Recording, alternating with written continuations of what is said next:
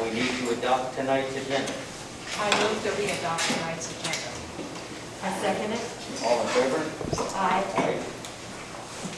And approve the minutes for February 8th, 2021. I move that we approve the minutes for February 8th, 2021. Second. All in favor? Aye. Aye. Now we're down to public comments. Thank you all for coming tonight. Good to see you here. So, Darcy, do you want to start? Oh, I guess. Huh? I guess, can I read off my computer? Please? That's all. Since you're on the top of the pile You here? can set it on that desk so you can. Oh, so I can talk right to you? Yeah. Okay. There you go. And that way you can compare it. So I just want to thank you for letting me speak tonight. For those of you that don't know me, I'm Darcy Couture, and I've worked in the Cleveland-Roslyn School District for the past 30 years. While attending college at Central, I got together with some teachers here in the district. We organized and started the high school girls softball program. And so I was then hired by the amazing Janice Kendrick to assist her with coaching high school volleyball. Even though I didn't attend school here, I've loved and have always been proud to be a warrior.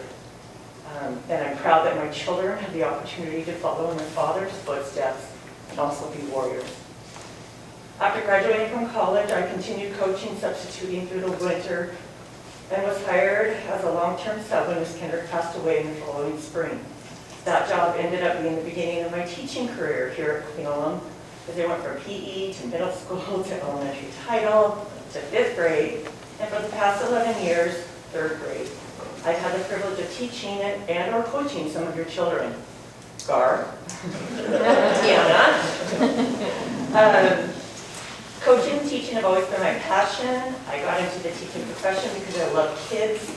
I want to see kids succeed. I'm willing to do whatever I can to benefit kids. Because schools are here for kids, I have always thought that this is the perfect place to work. I could have looked for work in other districts, but I always felt like the Cleveland-Roslyn is the right place for me. This school and this community has always been a place that looks out for each other and takes care of them, their own. So, this is who we are and what we do. We've always been that way. At least that is what I had always thought up until this past year.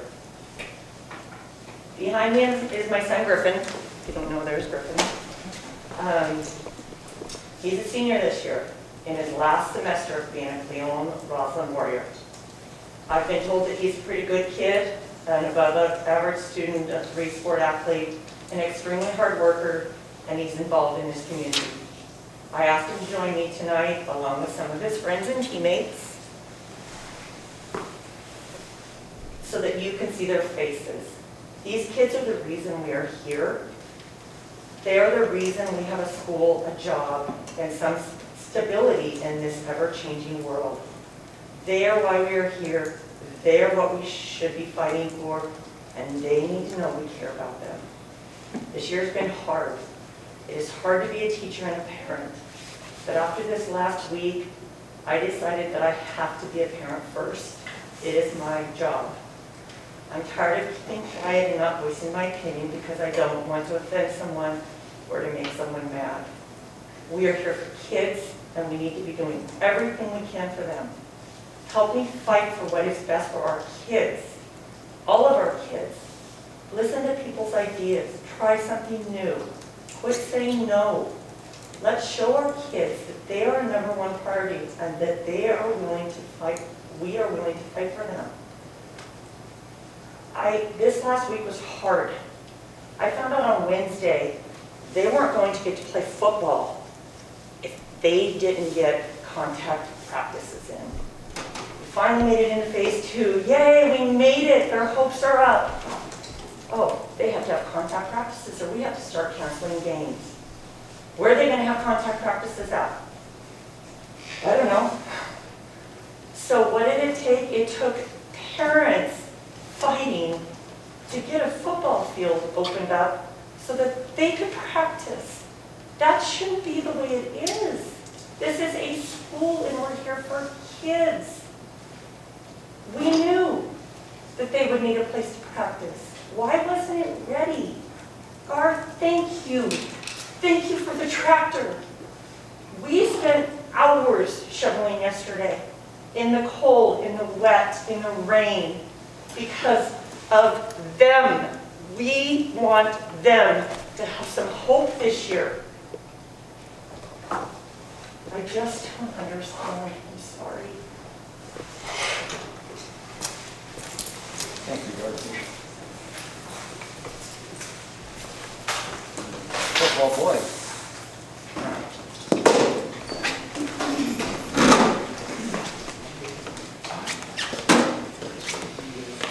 So, my name is Griffin. This is David and Cameron. Me and Cameron are seniors on the football team this year, and David is a junior.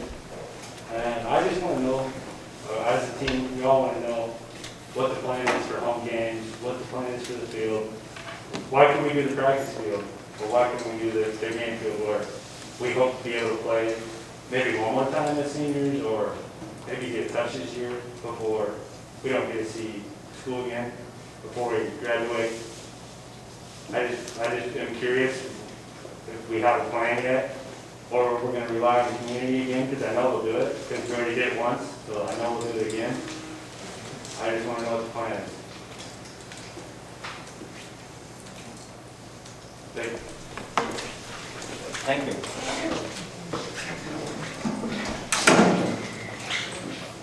Keller Anderson?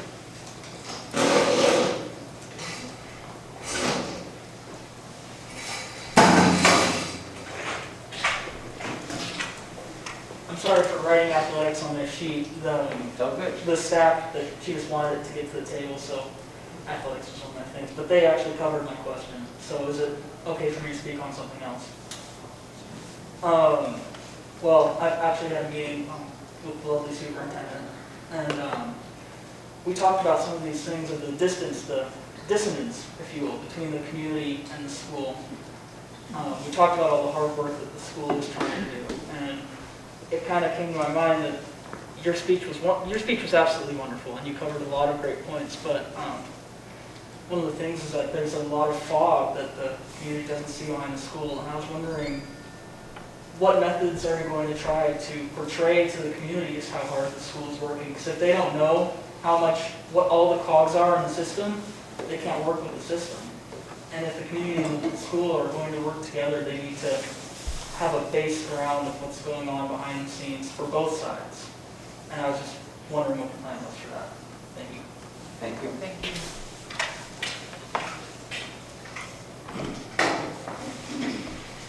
Mrs. Stubb?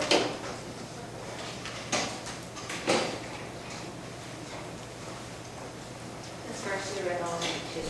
Public speaking, Mrs. Meyer. Thank you for having me.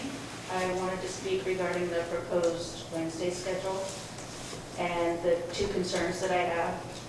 The first concern is for the late start. We have an opportunity to bring students back for an additional day every other week, and I would strongly encourage the district to make use of every minute of it by having them in class for a full day. If it truly is mandated that there must be R&D training for teachers every week, I would like to suggest that the district find another time to do it that does not take away from valuable classroom learning time. My second concern is regarding the proposed format for Wednesdays in the high school. While Principal Simpson has not shared with parents what this will be officially, in the school board meeting 2 weeks ago, he alluded to a Reach Wednesday that would seemingly entail time for students to catch up and get extra help. While I can appreciate the needs of struggling students, and I would support the school in making every effort to make sure their needs are met, I would like to ask that it be done at a time that does not take away from classroom instruction. I understand that scheduling R&D outside of the normal school day and offering extra help to those who need it, they come with extra costs to the school. I would like to propose that some of the COVID relief funds that we've already received and some of our portion of the $714 million that Jay Inslee has promised to schools be used for that purpose.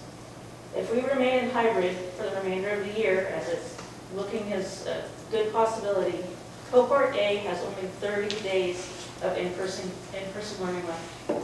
Cohort B has 31. These additional Wednesdays give them 9 more days. We are almost 1 year into this, and I believe our kids' education has suffered in ways that we may not know for years to come. All that I'm asking is that for those 9 additional days, you give them a full day at school with a full day of classroom instruction. Thank you. Thank you. Thank you.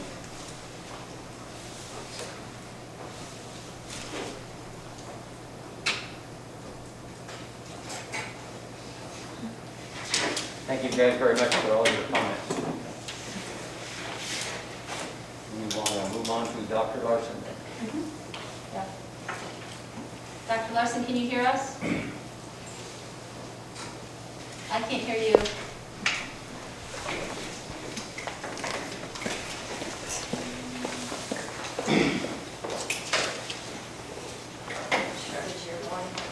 Yep, my volume. Yeah. You can hear me though, right? You can hear me. Oh, it sounds like other people online right now can't hear you either. So I think it's on your end, Dr. Larson, sorry.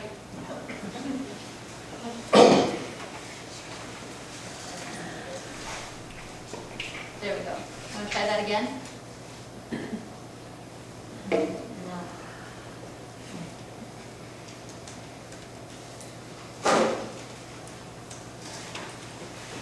I can hear Dr. Larson on the Zoom meeting. For some reason, it's on my end. Susie!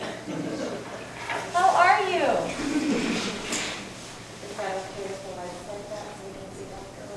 Is it because I'm on the owl? I'm plugged in? Oh, what happened? I just can't hear Dr. Larson. Maybe I take the owl off. Yeah, let's go without the owl. Can you hear Larson? I can. Can you hear me? Yeah, it's the owl. Okay, yes, I can. So thank you for having me. It's nice to see a good crowd in Cleveland Housing. So I want to start this by saying, first off, I'm a parent, and I'm not just a parent, but I'm a parent of a student athlete. So last March, my son Isaac was at junior nationals for cross country in California, and in the middle of that, they canceled junior nationals. And then they canceled graduation. So most of you know that that participated in high school anything last year. And then this year, he chose not to go to college to run cross country because he didn't want to be stuck within a dorm room. So he's been home at our house, which has been a blessing in some ways, but it's been really difficult in lots of other ways. Hopefully this next year he'll be able to go and run cross country in college. So I understand athletics, I understand education, and I somewhat understand COVID-19. So I want to just kind of give you an overview of kind of where we're at and what my goals are. I've been working with the school superintendents since March of last year to get students back in class. I agree with everything that people have said tonight, that athletes need to be on the football field, that students need to be in class more than they are. So our numbers are getting better. Somebody said we're in phase 2. That's correct. We may not remain in phase 2, but our numbers are coming down. We are currently coming down on a peak, off of a peak from December, when our incident rate was over 600. And as a county, well, if you think back to August, when we were trying to reopen schools, we were trying to get our incident rate somewhat below 25, and then we kind of raised that to 75, and then we raised it to 100 cases per 100,000 for 14 days.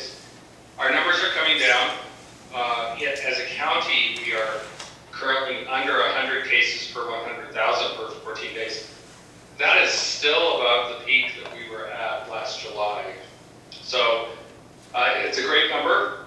It's below where we were, and it's heading the right direction, but it's still not where we need to be. There's a lot of concern about COVID-19 variants and the likelihood of increased transmission, both in schools and in the community as a whole. So it's quite possible that we're seeing the middle of the eye of the storm. Currently, we're going to come up against another wall in March or April.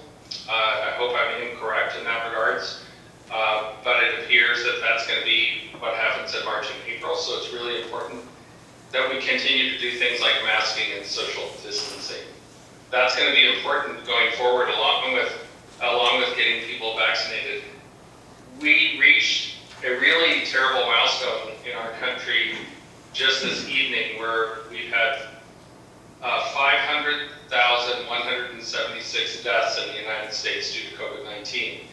That's more deaths than occurred in World War I, World War II, and in the Vietnam War. And to just put it in perspective, we usually get about 60,000 flu deaths a year. And again, we were at 500,176. That said, I think we in Kittitas County have been doing really, really well. We've been working hard together. We've been working hard to keep schools open.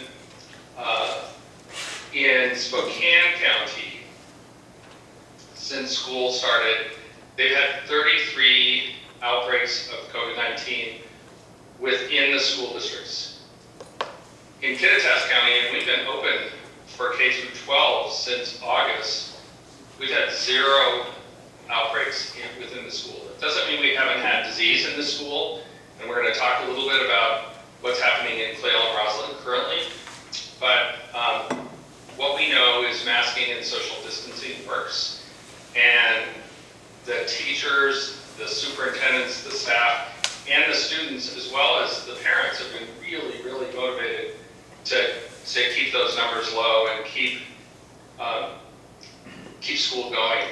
My hope is that we can continue to expand school. We're kind of coming up against the 6-foot social distancing rule for some of the schools being able to expand.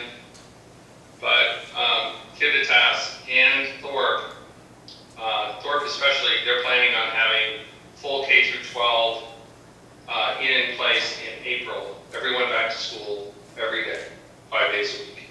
They have a much smaller school. They have a lot of gym space that they're going to be using, but people are working really hard. What's happening currently in the Upper County, which is really concerning, and this, I'm glad there's so many athletes here tonight, is that we have a very large outbreak of disease occurring in athletics, in that started with AAU basketball. Now, basketball wasn't the problem.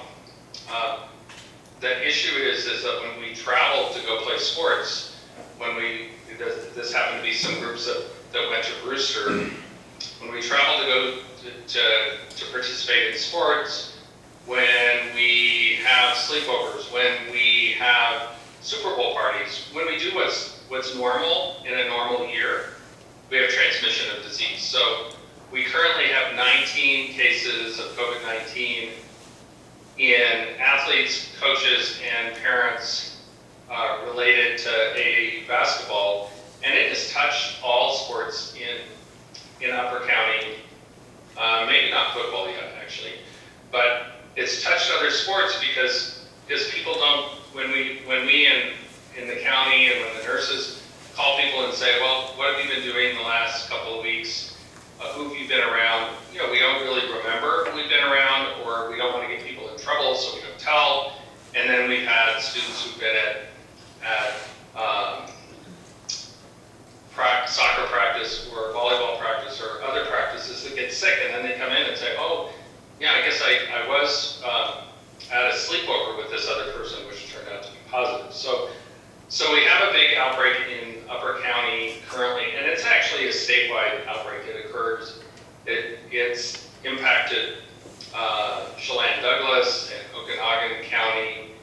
it probably actually has impacted Idaho as well. The state's involved with this. And so it's just that when we do things and we're not maintaining social distancing, masking and testing, it makes it difficult not to spread disease. So I talked a little bit about incident rates. So in the last 2 weeks, our incident rate in Ellensburg is 46. So 46 cases per 100,000 per 14 days in the largest city in the county. Our incident rate in Cle Elum over the last 2 weeks is 549, almost where we were back at Christmas time. So we have a problem that's occurring in Cle Elum, and I think we have a way to solve this problem, and with the goal of continuing to want people to be in athletics, continuing to want people to be able to go to football practice, to have contact sports, to have in-school activities, and to be able to move forward. So I've been working closely with Central Washington University since March as well, since we told them they couldn't come back from spring break, because that's when the outbreak had happened. And those athletes at Central, with their conference, they are having to test once weekly. Why are they testing once weekly? That's so they can continue to have sports. So you're trying to capture people who are asymptomatic prior to when they get on the bus and drive to. Central's football team is planning on going to Missoula for a game in early April. So you want to capture those kids that are getting on the bus before they get on the bus and shut their whole program down. We've had a couple of episodes in the basketball team at Central where through their weekly testing, they had an asymptomatic basketball player. They shut their whole program down because with their basketball program, they hadn't been able to wear masks when they were doing full-on practice, and they had to shut down for 14 days. Gonzaga, I spoke with the Gonzaga student health director this last week. They are testing their athletes 3 times a week. Why are they testing athletes 3 times a week? Because they're wanting those athletes to be able to play. If you look at every professional sport, if you look what happened with the Australian Open over the last couple of weeks, they had huge testing and isolation and quarantine program in place, and it still wasn't perfect, but they were able to have an Australian Open. For 5 days, they weren't able to have any fans in the stands because they had positives that occurred in the community, but not positives that occurred amongst the athletes. So testing is a really important piece in this. I met with the athletic directors of all the schools, and all the schools are planning on putting a testing program in place. They're all kind of in the process of deciding how they're going to do that. In a perfect world, we'd at least be testing twice weekly. As I noted in Gonzaga, they're testing 3 times a week, along with testing when students become symptomatic, and they've been able to continue to play.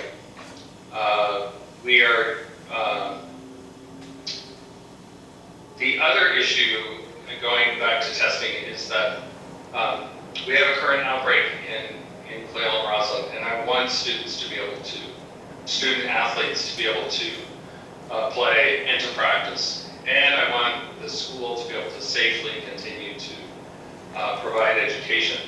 So we are requiring, the health department is requiring athletes in Cle Elum Roslyn to test both Tuesday of this week and Thursday of this week, or stay in quarantine until next Wednesday, the 3rd of March. That's because that's 14 days out from our last positive, who I cannot get a straight story in regards to who they were around, who they were in contact with. So what we've done with people if somebody's positive for COVID-19, if I was positive, then I would need to be in isolation for 10 days. That's the rule. if my family would be in quarantine either for 14 days or 7 days with the test. So that 7 days with the test is this Wednesday.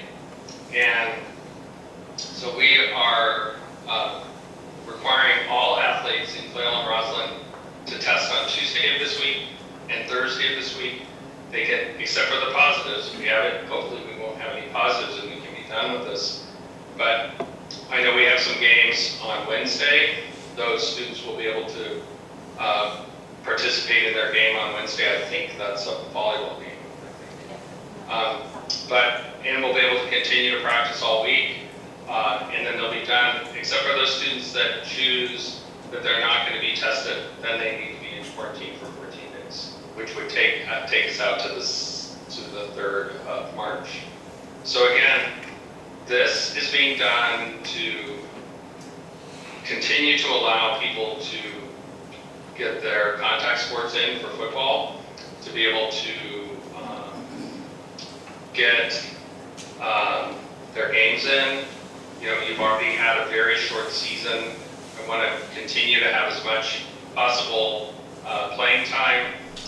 The most important thing, I'm going to go back just a little bit and I'll take questions, but what we've seen at Central, so we haven't had athletics in Kittitas County until the 14th of February. That's when we were really able to start doing high school athletics, but they've been doing college athletics, and what we've seen is people are not getting infected on the soccer pitch.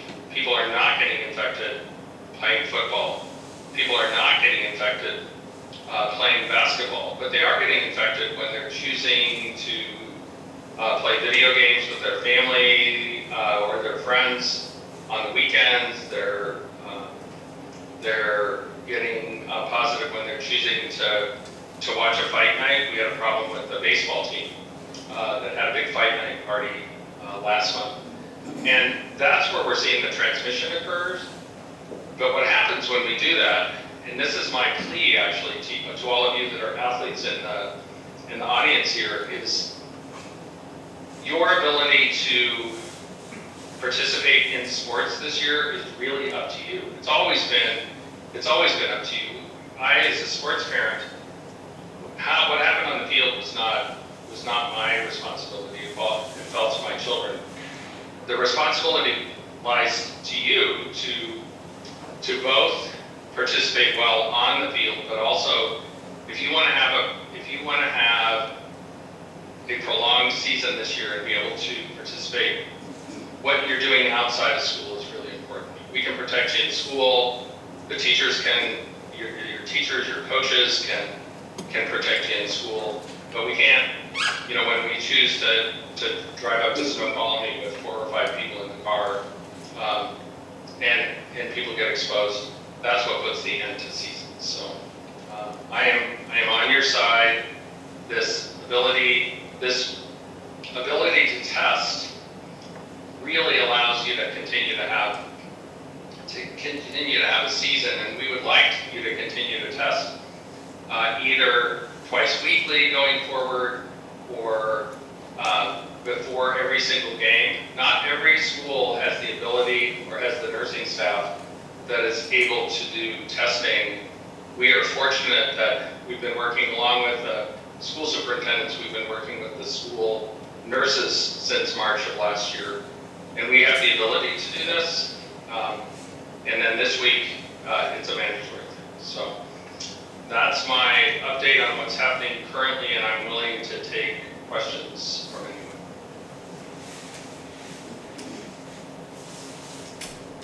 Dr. Larson, do you see a time when we can relax the square footage needed to get kids in school so we can get kids back in school 5 days a week in Clayton? Yeah, that's $1 million question. I've been asked that at least five times today. So currently, the CDC has given a little bit of relaxation on that. The 6 foot is definitely the important piece. The transmission that occurs in schools does not occur in the K-5 classroom. So that's the safer kids. And that's where the CDC guidance says, well, if you can't meet the 6-foot social distancing, maybe we can do 3 to 4 foot. OSPI and the governor's office, at least currently, is really stuck on the 6 foot, although it's my understanding that Superintendent Reichdahl in a meeting today mentioned perhaps backing off a little bit on that. I think it'd be unlikely from the governor's office until we know what's going to happen with the B117 variant, which currently, at least as of last week on Tuesday, we have 25 cases of B117 variant.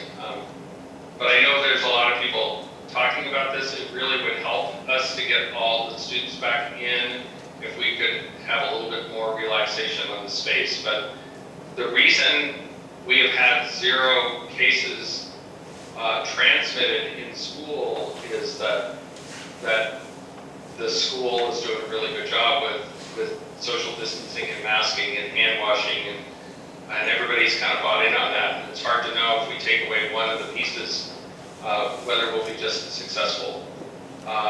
What my prediction would be is if it turns out that the B117 variant does not turn out to be a problem in Washington State, then I think the 6-foot rule will be relaxed a little bit. Thank you. Dr. Larson, you talked about 25 cases currently. Is that in Kittitas County or nationwide, or what's the? So currently we have 19 cases in Cle Elum related to AAU basketball. And the B117 variant? Oh, yeah, thanks. So the B117 variant, that's in Washington State. Okay. So we started to test the B117 variant for variants in Washington State.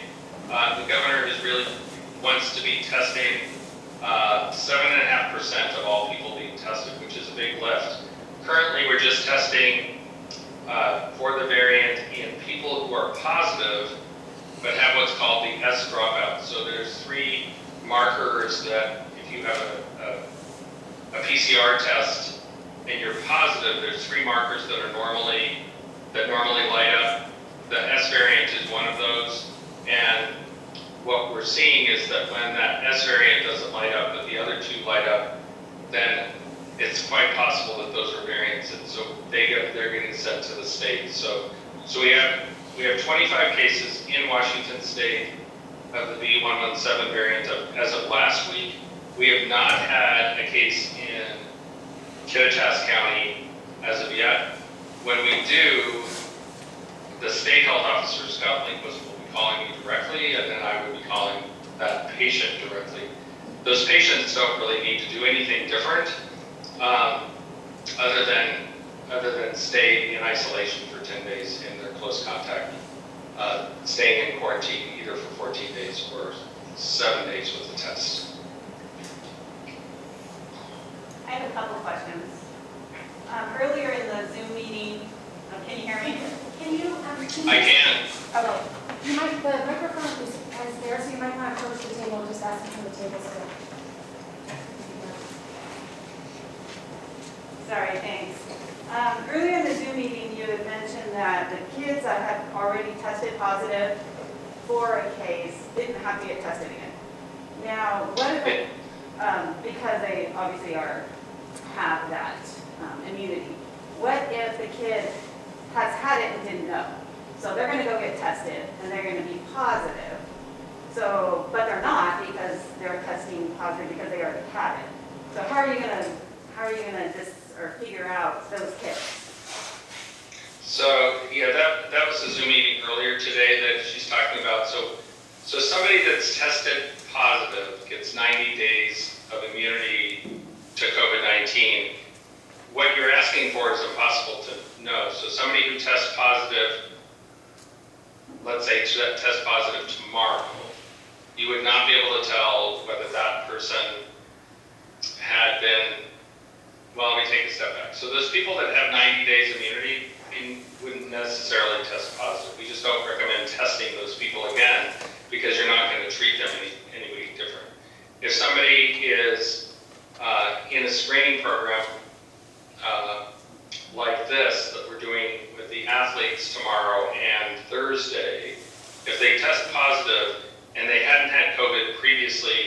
then that is considered a true positive, and those people are put in isolation for 10 days.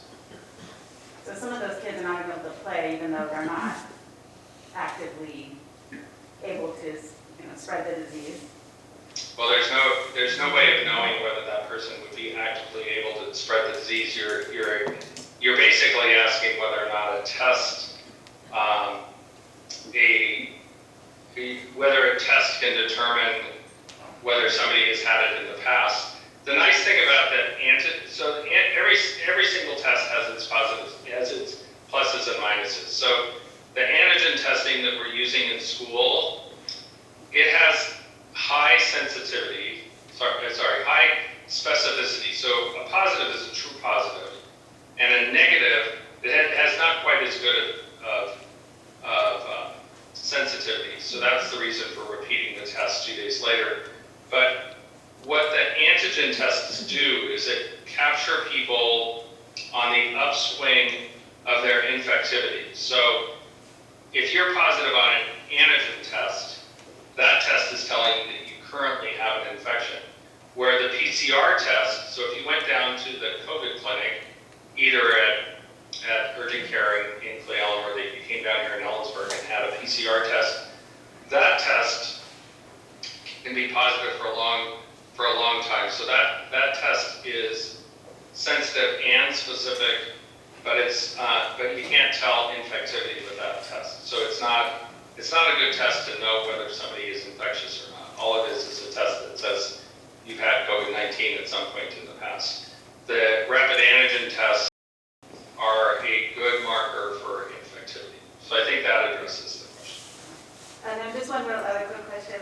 You said you're going to test this next week and then possibly keep going. Do you know how long they're going to keep us testing?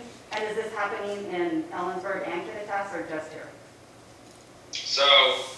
So we're testing this week, Tuesday and Thursday, because of the current outbreak that we have in Clay Ellen. So our options were shut everything down for 14 days, no athletics. Just say, okay, well, we can't tell who's positive, who's not positive, who's been exposed to who. People are not necessarily telling the case in contact investigators or the nurses what they've been doing. So an option to nip the outbreak in the bud would be to say, we are not going to let any athletics happen until we're 14 days out from any infections related to this particular outbreak, which we are about 5 days, we're 4 days into it. So Wednesday would be 7 days, well, 5 days into it. So Wednesday is 7 days, and next Wednesday is 14 days. So we could say no athletics until we get to next Wednesday. That seems to be punishment for athletes. So the other option, which is much harder, because it requires a lot of work by the school, especially the school nurses, would be to do the testing that we're doing. So that's testing on Tuesday and Thursday. I'm hoping that all those are negative and we can be done with this. So the second part of your question is, how long should we do these testing? And who else is doing it? So tomorrow night I'm meeting with Kittitas School Board. Wednesday I'm meeting with Ellensburg School Board. I met with all the athletic directors. All schools are wanting to do testing of athletes. So they might be doing them a little bit different. Ellensburg is planning on doing 3 days a week testing. I'm not sure what Kittitas has decided to do. Easton's not doing sports yet. My recommendation would be to do testing until we get through the athletic season, and which is what we're doing with professional sports. It's what we're doing with college sports. And the only reason it's not happening all across Washington State is not everybody has access to testing. Because we've been actively working with the schools and talking about this for months and months and months, I continue to request testing from the state so we have testing capabilities available. So my recommendation would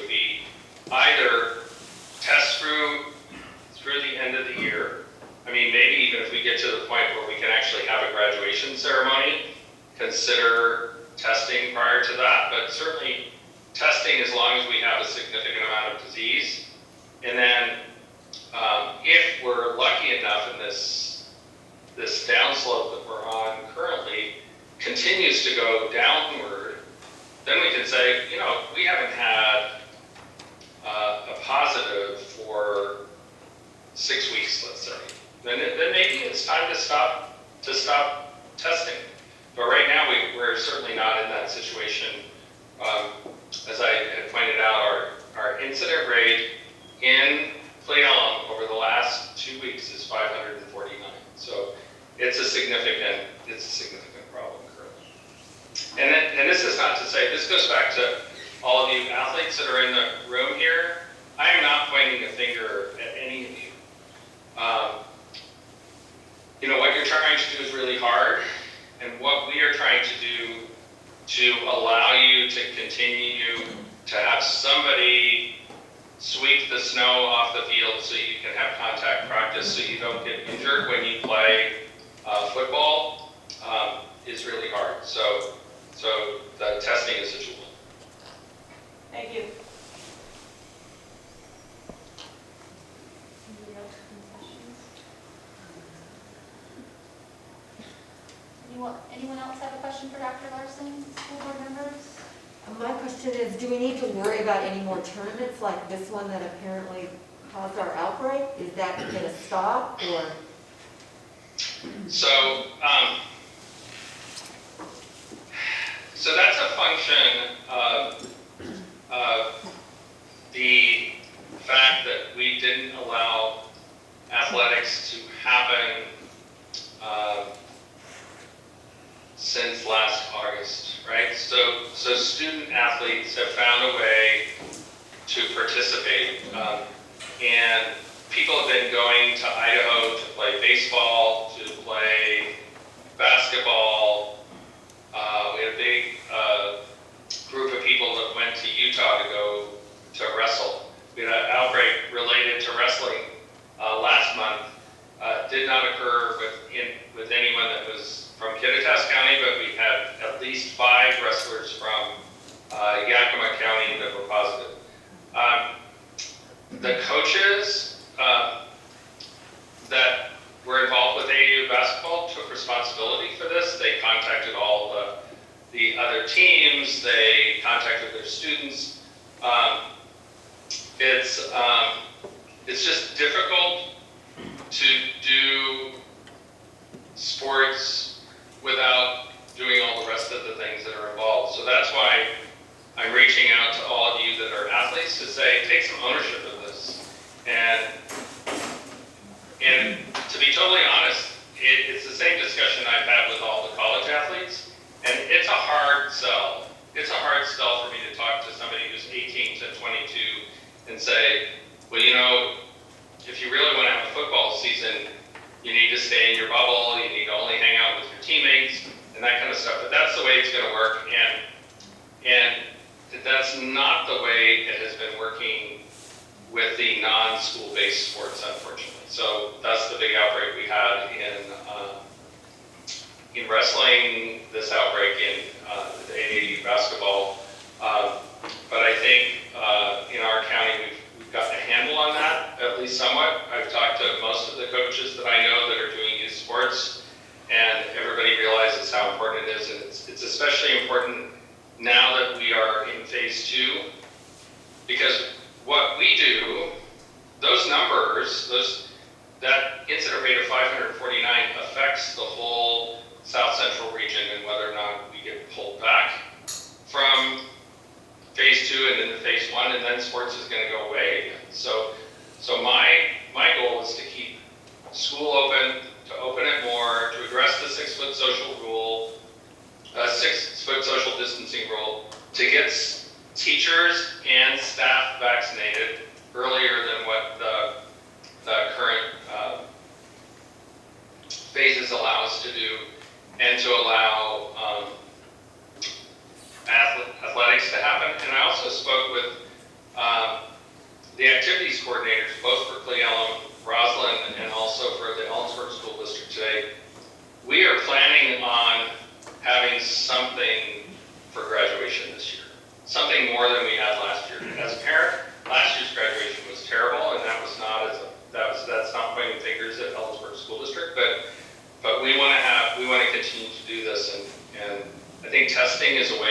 help. I know the school nurses in all of the schools have been offering testing in a voluntary standpoint to teachers and students, and also testing students that are symptomatic, and that's a big part of it, so.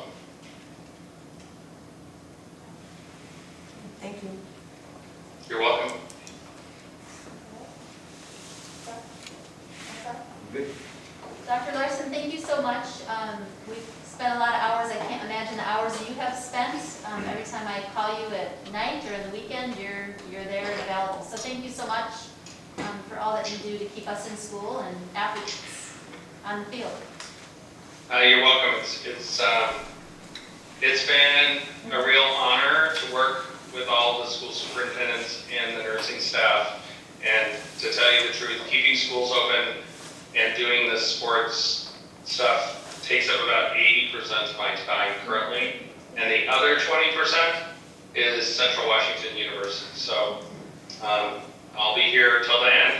Thanks a lot. Thank you.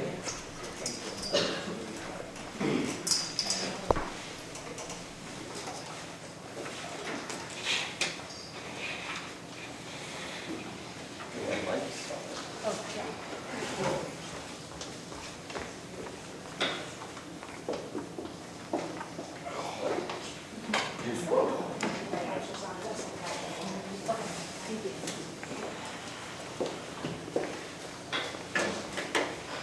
So let's move on to the COVID health and safety discussion. So as you heard tonight from Dr. Larson, we've been meeting with him, we as athletic directors, school nurses, and superintendents, the past couple weeks when we knew we could get back into sports. He's been encouraging us to use our legal counsel and seek counsel for testing for athletes, just so that we can keep sports. We spoke a lot this weekend about the possibility of actually shutting down athletics completely for 2 weeks. And luckily we have a health officer that really believes in sports, and we were able, this is our alternative for now. He's not 100% convinced we won't be at this again. And so by testing, it allows us to keep our kids in sports without shutting athletics down for 2 weeks. And our testing we did the weekend before on Monday was to make sure that there was no school transmission. And I think I shared with you, we tested over 77 families to make sure that it was not school spread. And so, I'm gonna knock on wood somewhere. That we have not had school transmission. And so that's what we're hoping for here, is to look at testing. Maybe it's weekly, maybe it's before competition. The other reason for this health mandate is that it's spread across state lines and 3 counties. And his concern is when our athletes get on a bus, go to another county for another athletic event, and we're positive, that it just increases another county's outbreak. So if we could look at competition and at least once a week just testing, that's what he's encouraging the school board to take a look at. So that's what we as Kittitas County superintendents and athletic directors are looking at all doing. And I think you heard him say Ellensburg's testing 3 times a week is what they're leaning on.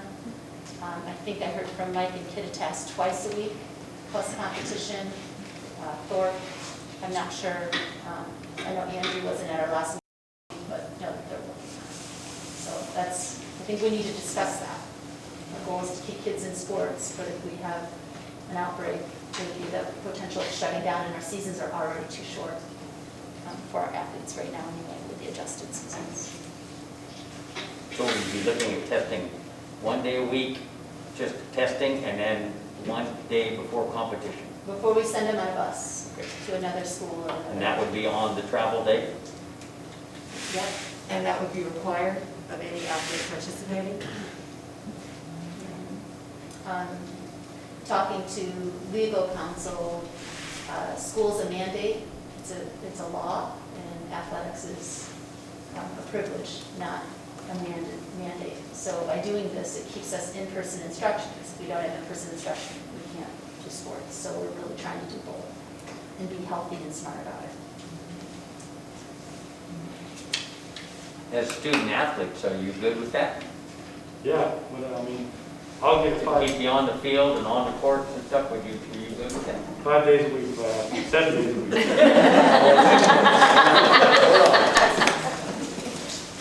I want to have a senior year and I want to play sports. That's why I'm here.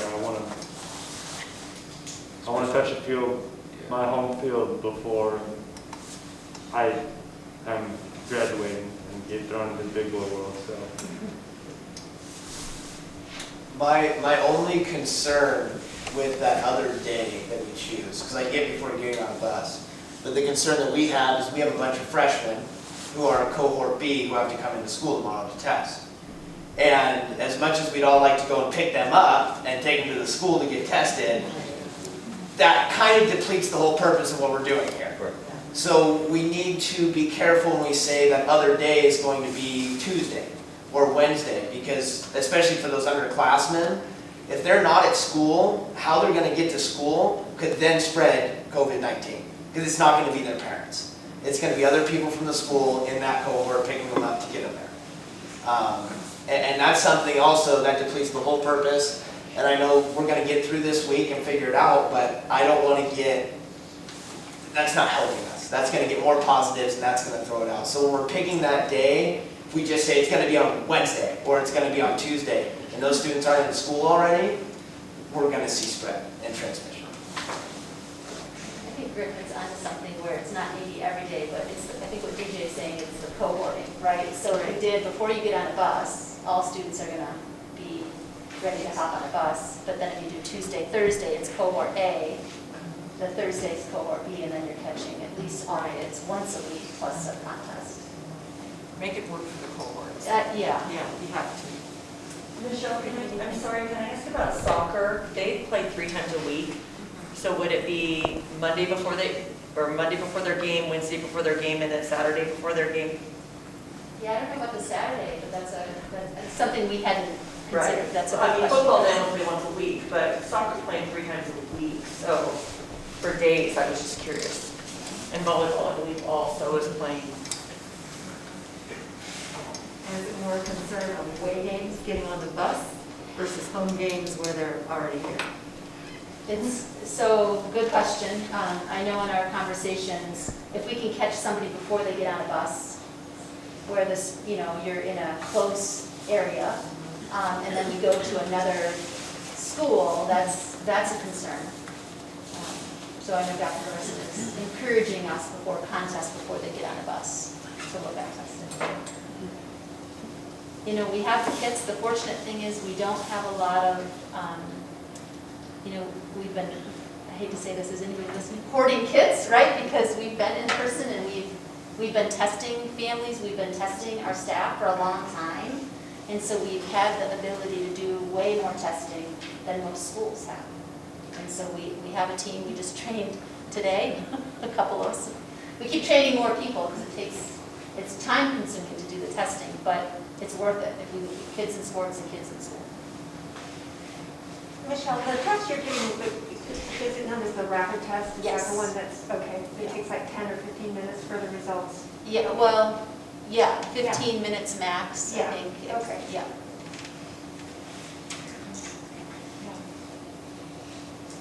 So if an athlete tests positive before they get on the bus, do we just remove that one athlete and all the negatives can still travel? Or is there a contact feature? Yeah, we would have to contact the parent guardian immediately. But the rest of the players can still go? Yes. The risk of that is not knowing until there's a massive outbreak, which we're in the middle of right now, right? This is clearly now it's spread so much that it's either shutting down completely or testing to maintain. Michelle, can I ask, how many of this outbreak were in the high school? I'm not 100% sure. I know we have our dashboard. We keep the dashboard on our website. So Anna Marie, when she gets all of those, she puts them on our dashboard. So I'm sorry, I don't have to break it out. I think I did in my. Did he say today? I thought he said today. Or no, he just said students. He just said more, yeah.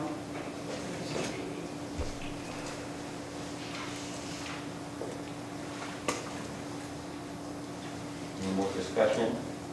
Michelle, do we know the schools that our kids play, are they doing testing? I only Kittitas County I know of right now. We have been working on it together with Dr. Larson for a little bit now. I know Yakima, not all their schools are in yet, so they're a lot further behind on the whole testing conversation anyway. So I'm not sure how many. I know in our ESD region, not a lot are testing right now, but because of this incident and because we want to make sure we can maintain what we have, especially sports and the season being so short, we feel like we can keep our kids in athletics in school. So we'll have teams traveling here from areas that we won't know whether or not they're testing positive or whatever. Yeah, and if we keep, like, if they're coming to our school, what Dr. Larson is saying, it's not so much the masking, the social distancing, like we're here, the attestation, it's the traveling and the mask coming off or on. That's really what the concern is. And that's where the spread had been happening, is some of the school, outside of school sports are not following all the protocols. Right. And that's the reason for this right now. That's, But we know our protocols work. We know it works. It's just, when we're not doing that, that's where the issues are. Do we know the threshold to get to start with the 3-foot rule in our school? In our school? Yeah. Or just, I guess in Kittitas, but if we can.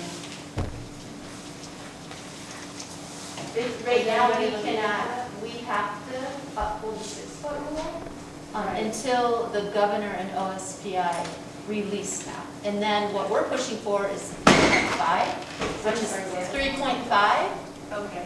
which is common in Europe. Okay. So that's what we've been pushing for. And right now, we're pushing for if we could even just pilot it. Right. Because we've already piloted in-person instruction is safe if you follow the protocols. So, yeah. Before we take action on this, do you and the administrative team and nurses and stuff need time to put together a plan to implement this, or can we take action on it and just say this is what we're going to do, testing, and then you can develop the plan? Yes, we can develop a plan. Yeah. So we've already been working on it. Our Monday of last week, when was the Monday holiday? Last week holiday. That really helped us to hit the ground running with that mass amount of people. So we put some things in place. We tweaked it based on the new mandate, which will run on tomorrow and Thursday. So that allows us to tweak it a little bit more. And then the week after, we should be ready to roll. But then I would like to propose a motion to proceed with testing for all of our student athletes to keep them on the field and playing. I second it. All in favor? I, Aye.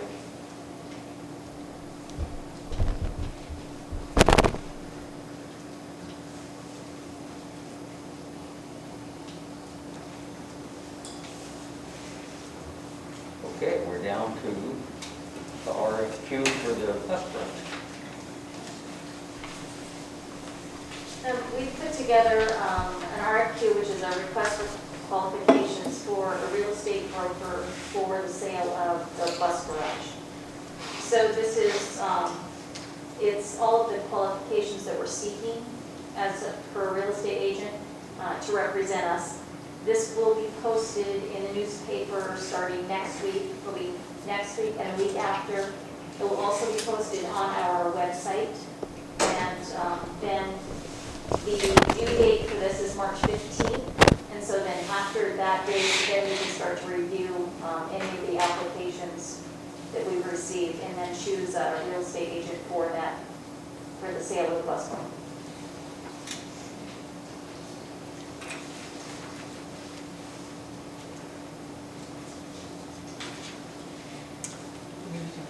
We need a motion for the RFQ for the sale of the bus garage. okay, I move that we use the RFQ that has been prepared for sale in the bus garage. Seconded. All in favor? Aye. Aye.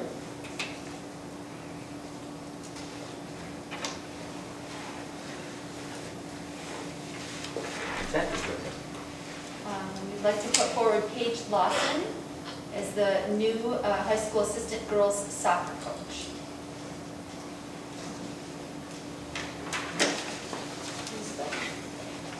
Enrollment for February was 820.84 students, which is up another 4 students from January. So we're slowly climbing. That's good news. Our budget status reports. In our general fund, we have, this would be for January, so end of January, we have $3,632,163.62.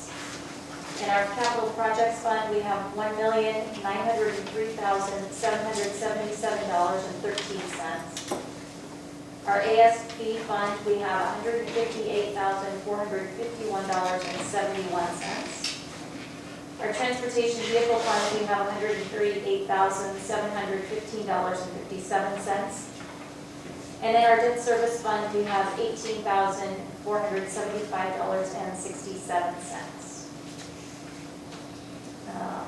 And then we move on to our AP summary.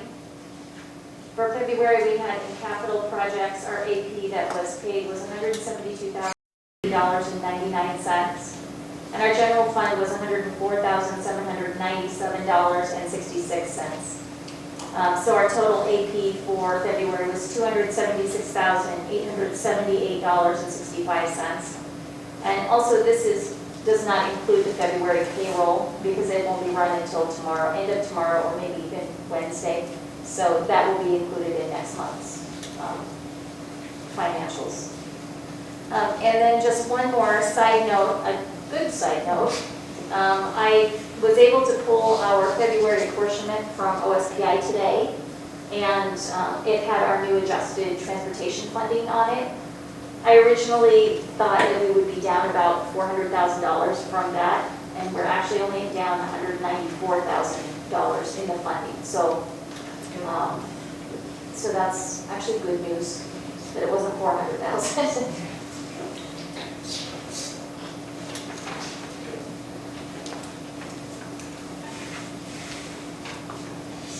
Any questions on the consent agenda? Thank you. I move we accept the consent agenda as presented. I second it. All in favor? Aye. Aye.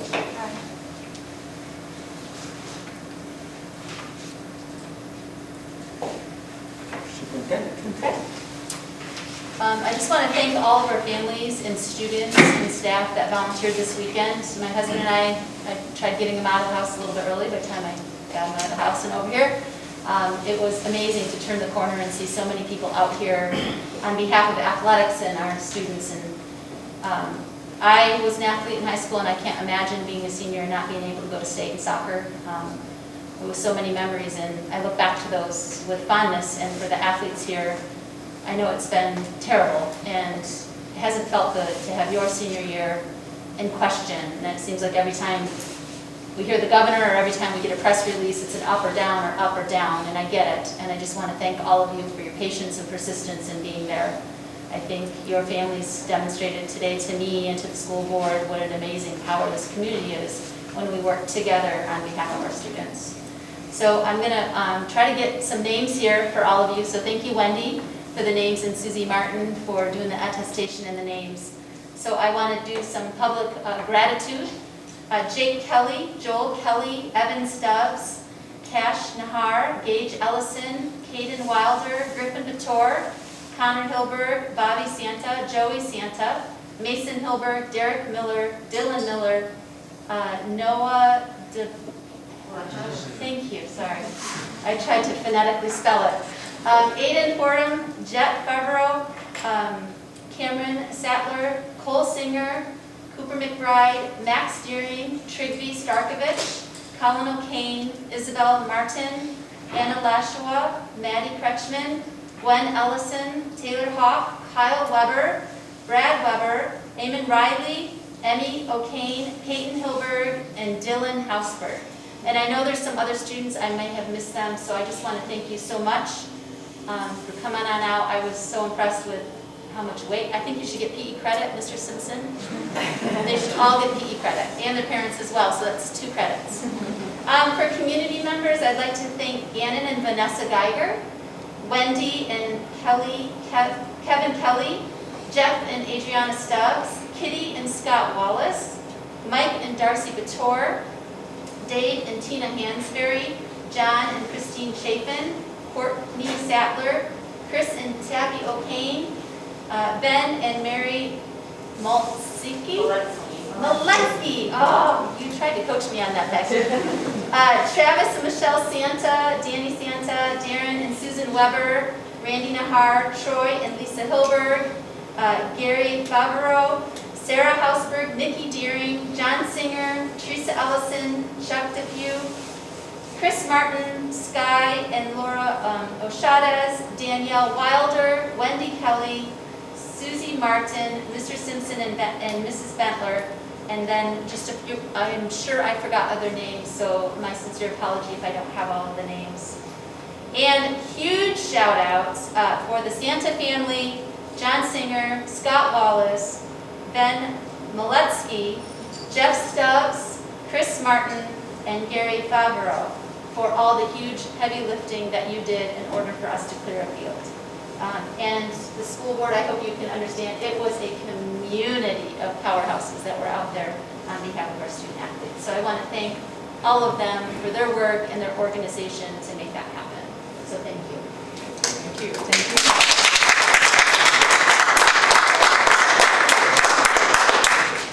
Did you ever figure out why Mark Soderstrom and his staff wasn't there? Have I figured out? I haven't actually sat down to ask Mark today. Oh, okay. I do know he was out there clearing and had some family issues that he was dealing with on the weekend. So, thank you though for asking. The second thing I just want to talk to the board real quick about our dates is our March retreat. Elizabeth and I looked at the calendar and looking at, no joke, April 1st, it's a Thursday, to do look at fiscal board retreat. Anything on your plates that you can think of right away that might not work? What time are you looking at, like 4 o'clock? Bar, what works for you? April 1st is spring break. No, it's the following week is spring break. Then I'll be there. April 1st is fine with me. Okay. So I we'll, don't have a calendar with me, okay. So I'll send out a tentative date and then we'll look at, Rita, to make sure that calendar works. And Elizabeth, that works for you? Okay. All right, thank you. Any board comments? Have we posted for the girls' basketball coach position? Where are we going to post? I heard that we need a head basketball coach for the girls. I'm not aware of that. Basketball coach position, is that being? I have some requisitions that have been submitted to get those posted, so I should look at those tomorrow. If they're in there, they'll get up those. Tomorrow. I'll have to review what's been requested. Thank you.